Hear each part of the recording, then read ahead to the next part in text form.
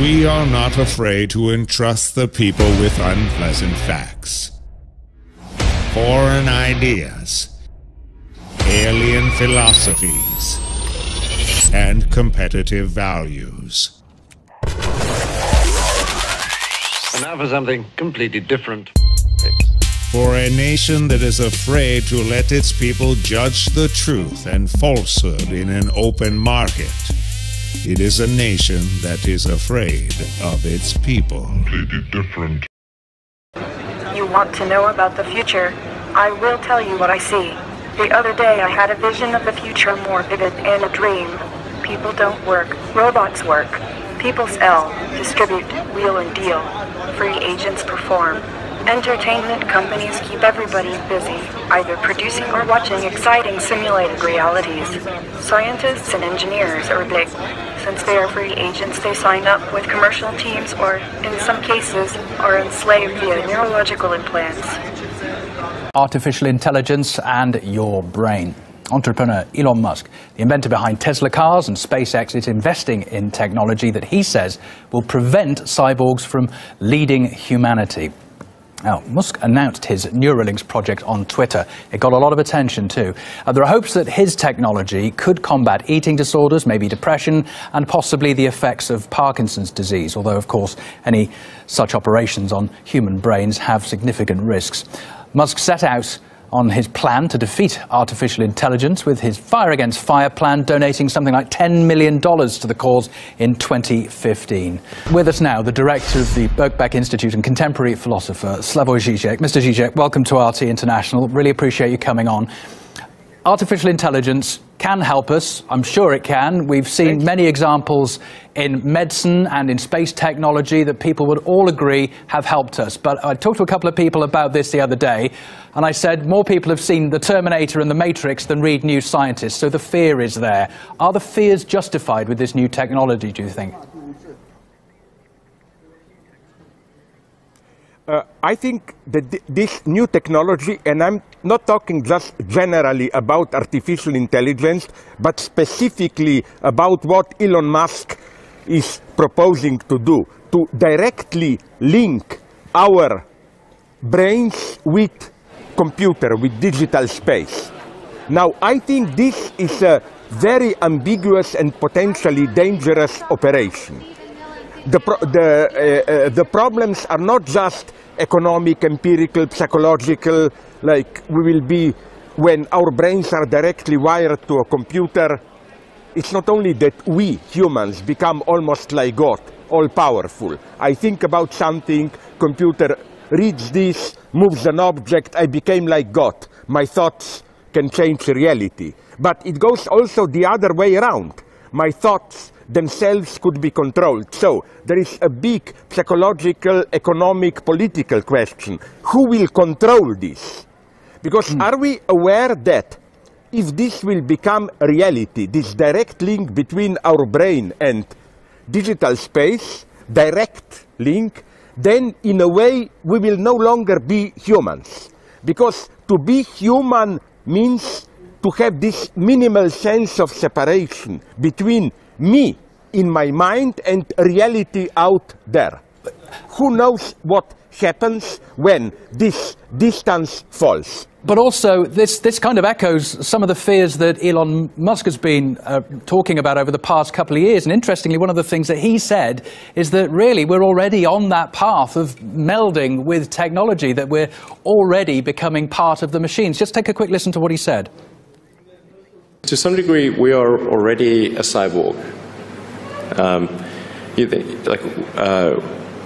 You think of like the digital tools that you have, your phone, your computer, the applications that you have, like the fact that, as I was mentioning earlier, you can ask a question and instantly get an answer from Google or from other things. So when someone with a far-reaching technological mind like his is talking about that, and I can look around the office here and people are wearing smartwatches, they're carrying smartphones, we're already tied into that technology, aren't we? Yeah, but still some kind of, at least in our experience, some kind of minimal gap remains. I still at least maybe it's an illusion, I still perceive myself as if I am in my thoughts and there is reality out there. I'm not directly immersed into external reality.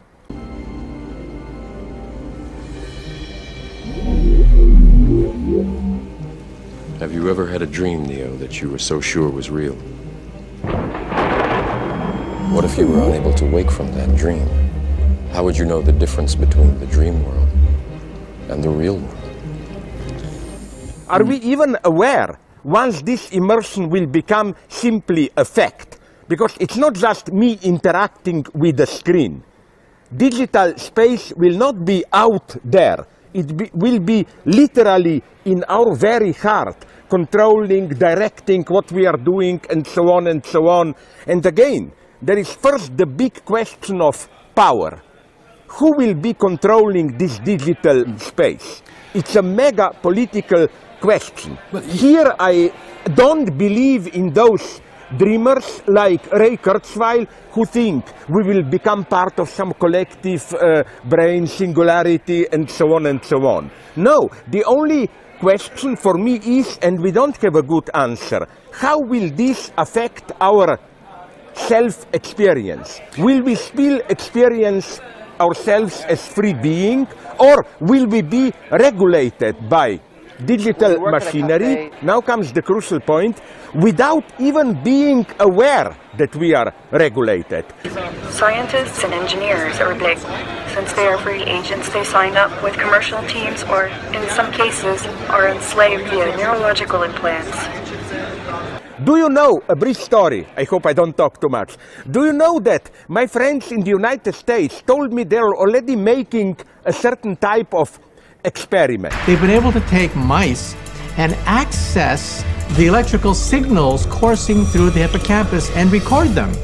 And then when they shot the message back into the hippocampus, the mouse remembered the task. They can control your neurons so that you make a certain move, even move around space, and they can direct you like a remote-controlled car, a toy. Now comes the crucial question. They asked then the subject of this experiment, humans, how did you experience your life, your consciousness, when you were de facto directed, when I direct you like a remote-controlled car? All subjects to the experiment answers, I thought I'm free. I didn't even know that I was controlled. What about for those people then, you mentioned about being able to be in control of your own heart. Well, people wear technology in their heart. They have pacemakers. Other people are on dialysis. Technology is already controlled by computer to help keep some people alive, help give other people mobility. A paralyzed patient moves his fingers for the first time in years, using his mind. Okay, and so you're going to think about opening your hand. Okay, and I'll hand you the spoon. And then the software will help you go through the rest of the sequence of rotating and then letting go of the spoon. Okay? Awesome. An ocean dive in 2010 left Ian Burkhart paralyzed. When I dove in and hit, I didn't really think anything of it, but I had this instantly numbness feeling, and I knew something was wrong because when I tried to move, I couldn't. And later you went to the doctor, and what did they tell you? They told me that I had severed my spinal cord at the C5, C6 level. I would most likely never walk again. The chance of using my hand and fingers again were very slim. In the 3 years since the accident, Ian had to relearn how to drive, text, even watch his friends on the lacrosse field, all with limited wrist movement. But the rest of his body remained paralyzed until NeuroBridge. Ian became the first patient in a groundbreaking study.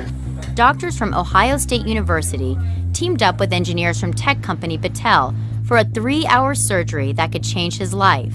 If it all went well, Ian would be able to move his fingers using his mind. Rubber shot. And then for the first time since he dove into the ocean that day, 3, 2, 1. That's cool. That's good. What do you think? an impossible thought hinged on tech that took a decade to play out. The study involves placing a small microchip, a microsensor, on the part of the brain called the motor cortex. It's essentially the part of the brain that controls the movements. And this microchip is connected with wires, and then we can plug that into a computer, an external computer that allows us to link the brain signals from Ian's mind by thinking about movements.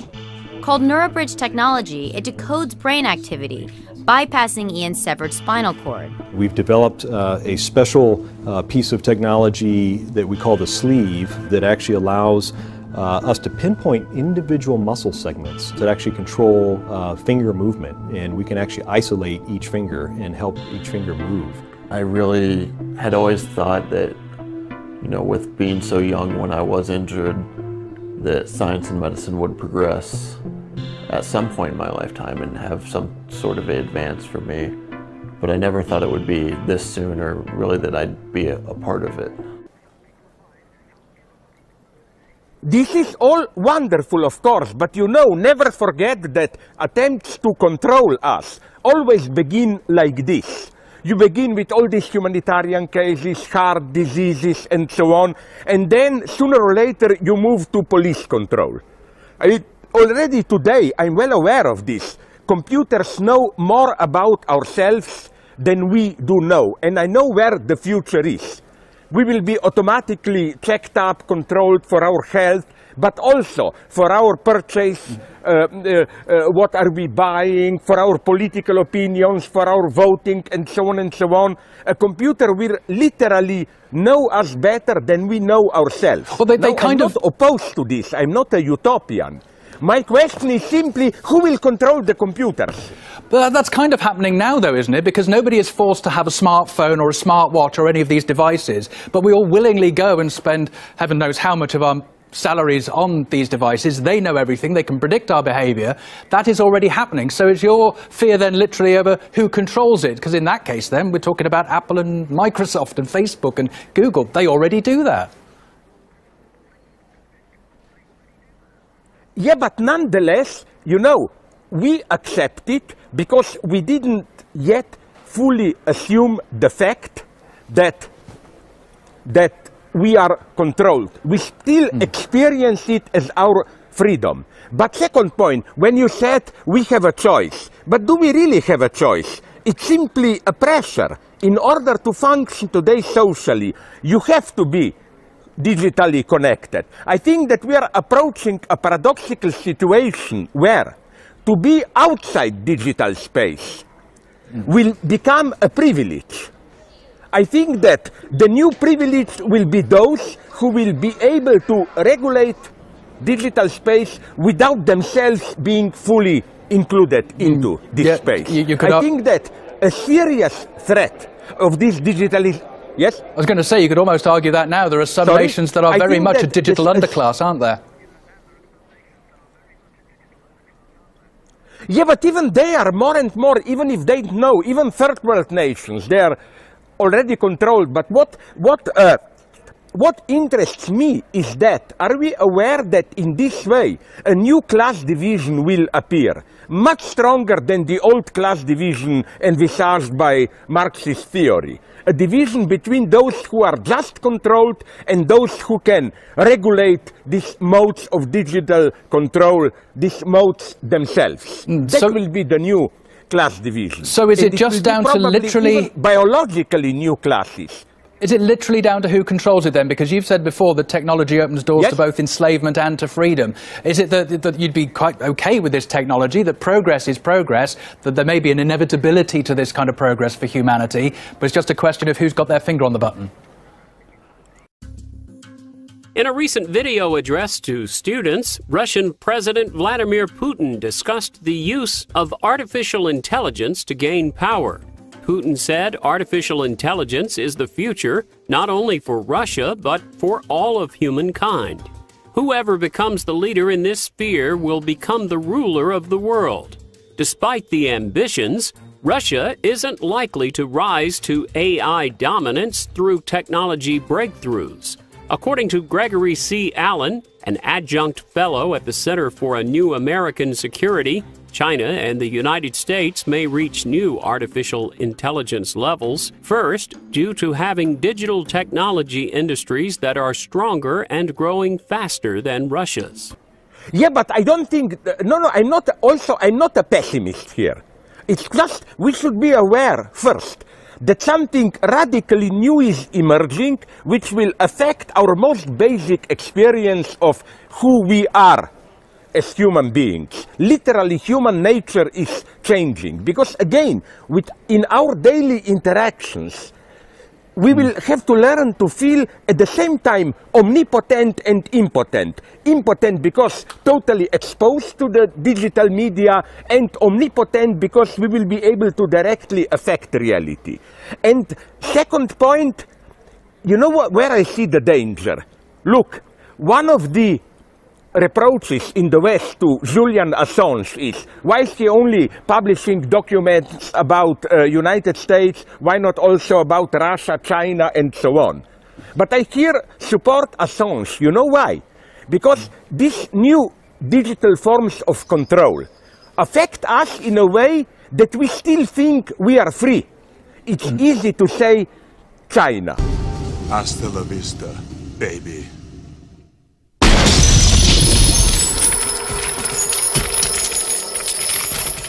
And philosophers Nick Bostrom and Gray Scott. Gentlemen, really good to have you on the programme to talk about this. Gray, first of all, pitchforks are waved at progress throughout history. But let's be honest, more people have seen The Matrix and The Terminator than read New Scientist. Why shouldn't they be worried about having computer-controlled brains? Well, first of all, we have to remember that we are a long way from the Matrix. Even if we wanted to do that now, it's just not possible. These are the primary stages. What Elon Musk is talking about is the primary stage of trying to use the brain to control other machines. So you won't be able to download a library into your brain anytime soon. Nick, anything troubling you about this? People should have chips implanted in their skulls that explode when they say something stupid. Well, I believe people do their best work when they feel safe and secure.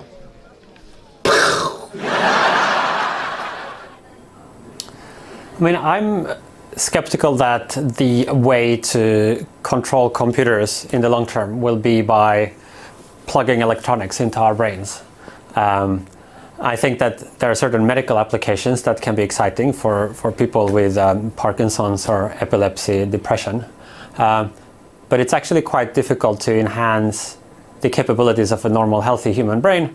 When children see the movie The Matrix, and they see Neo jacking an electrode and all of a sudden becoming a Kung Fu master, the first question they ask is, how can I get one?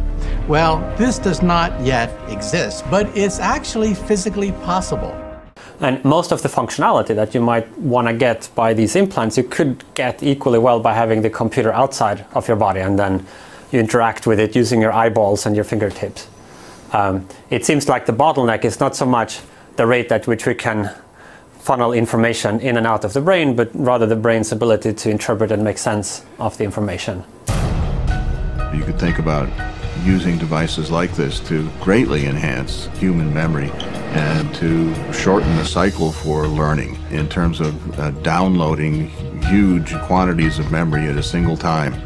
Gray, you were nodding there, but one thing that is going to be troubling for maybe a few people is even if there are significant medical benefits or just benefits for humanity generally by this kind of thing, it's going to be expensive. One concern might be that it's only the wealthy who are going to be able to afford this kind of treatment. So therefore, down the line, we might have a computer chip-brained wealthy class and a subclass developing underneath. How do the social aspects of this get factored in? Rumors go out that, well, Jones's kid, he's been enhanced, and our Johnny has to compete with this enhanced kid. The reality is that with these kinds of technologies, they do not get distributed to everyone at the same time. Some people get it first, some people get it better. Well, there are lots of ethical implications of this technology. The fact is that we are transforming as a species into a technological species. That's a fact. And the uptake for technology is usually from the top down. That we've known that through history.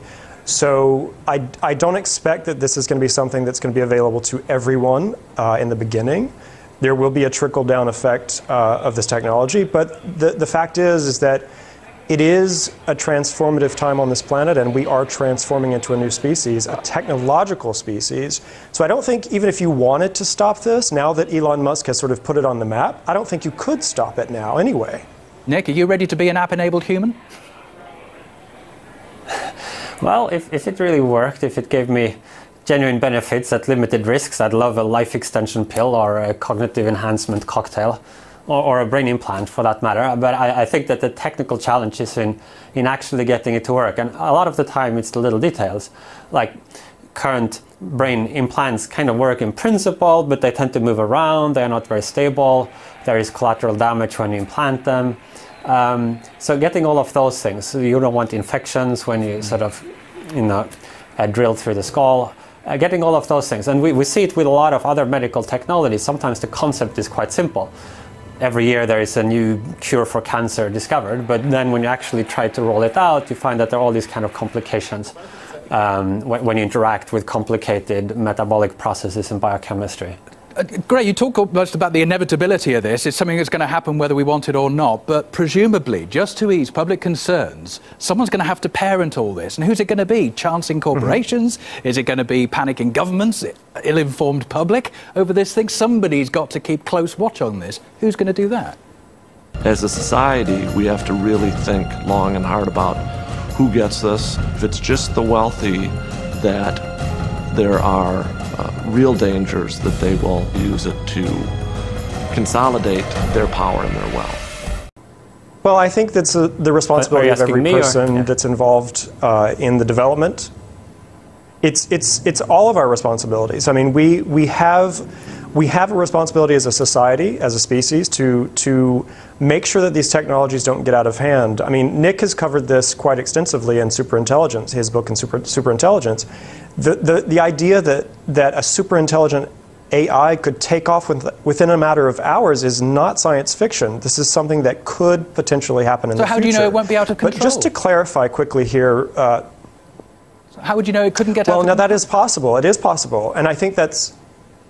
Well, that is possible. And I think that's why Elon wants to augment our brains, is because he wants to be able to compete with these machines and sort of be able to play in their playing field. But I want to clarify the technical part of this for people really quickly.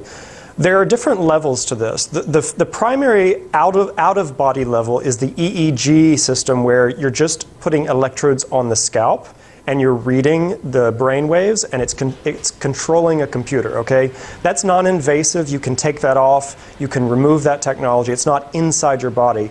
Then there's the secondary level, where the neural lace or the neural link is actually put on top of the brain inside the skull. That's even more invasive. And then the third level is actually putting implants deep inside of the brain. I don't think ethically we're ready for deep implants yet.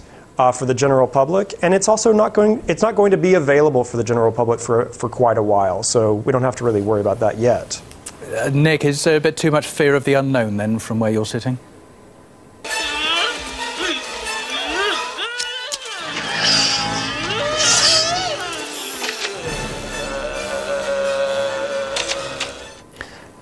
Well, where I'm sitting, I see that this century might be transformative for humanity, that we are discovering all kinds of things that will fundamentally change the human condition. So I think it is worth paying attention. They're small steps, but they add up to a long stretch of distance. And if in this century we might finally transform the human condition into some kind of, well, unknown, a post-human condition, then yeah, it's worth paying attention. And certainly there are things to be concerned about there, as well as to be hopeful about.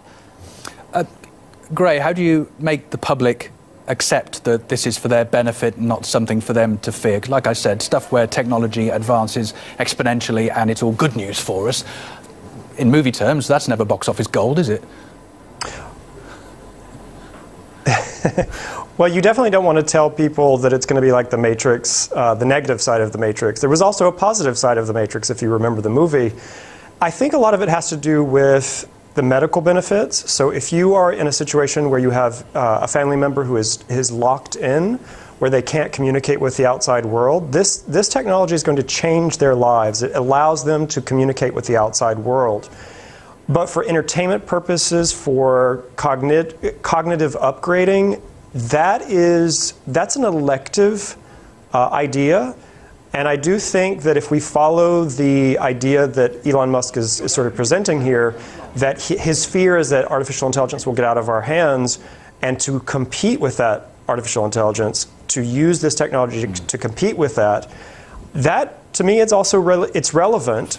But you have to make it safe for people. It's actually very complicated and very risky to drill into the brain. So that's not something you want to do on a whim. But some of these enhancements are going to advance. We know that for sure.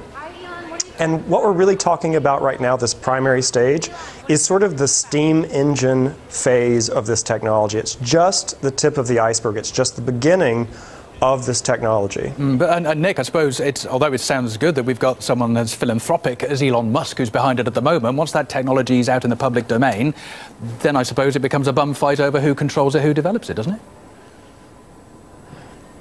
Well, probably it would be regulated as a medical device technology if we're thinking of things that actually breach the skull. So right now there are quite rigorous regulatory regimes for introducing new medical treatments, and this might fall into that category. Now, if you're talking about things outside your skull, yeah, that's different then. But there's a question of how much functional increase can you actually get by just reading off EEG signals. I mean, that will be an interesting thing to explore. And what about further down the line, though, thinking in terms of where technology is developed in one realm for the benefit of another? So space technology for NASA has benefited medical science exponentially over the years. Similarly, military developments have helped us all. We've all got a GPS somewhere on us, haven't we? First, let's get rid of that bug in your head. Take this thing out of the case and stick it up your nose. Don't worry, it's self-guiding.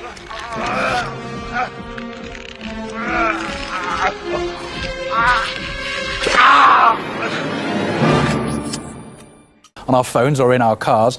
If this is being developed for medical science, why can't it then be transferred to military uses? Is that a worry?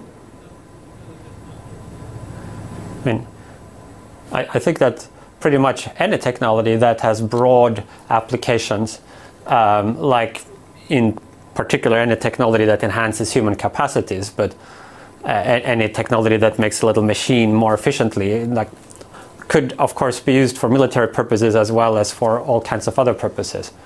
But unless you have some general objection to just making technology more efficient because some of it could potentially be applied in military context, then I don't see why that would be a particularly large concern in this area. Gray, just in a few seconds if you could. I also want... Yeah, I also want to say quickly that the brain is truly the final frontier, and that is where we're going now. We are looking at technology as a portal inward now instead of outward. You know, it used to be that technology took us away from where we were, and now it's actually going inward. We're moving towards the unconscious mind. And this is just the first step in that evolution. Yeah, I like the idea of brains being the final frontier, but I can guarantee that, gentlemen, yours are far more formidable than mine.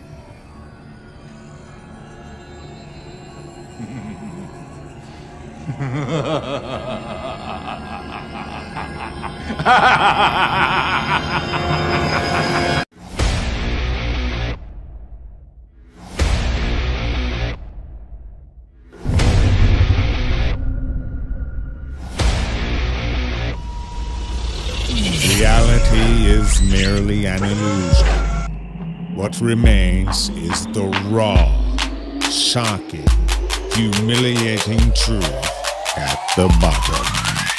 And now for something completely different. The truth is out there. Never stop searching.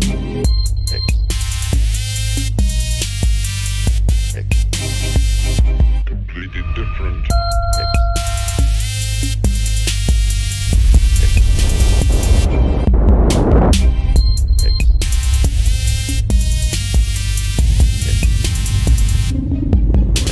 Follow us on Facebook, Twitter, YouTube, If it's not the wrong news, it's just completely different. Subscribe today because I like it raw. I like it raw. Raw. Ooh, baby, I like it raw. Ooh, baby, I like it raw.